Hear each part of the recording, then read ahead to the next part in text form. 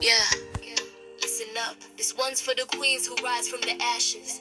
Healing scars and building castles, protecting peace, setting boundaries, walking in their power unapologetically.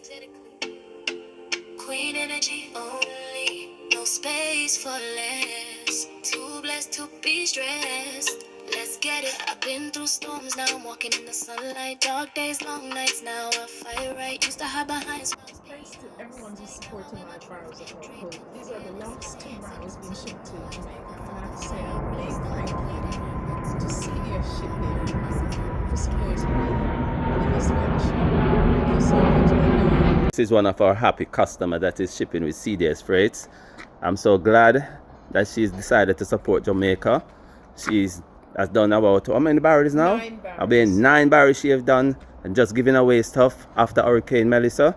So we're happy to have customers like these, and we're gonna go to our other friends now to pick up the rest of the barrels. Yeah. And thank you so much for your support. Thank you too. Well done, and for your service. Very good service, everyone. You have to use Cliff and the rest of his team.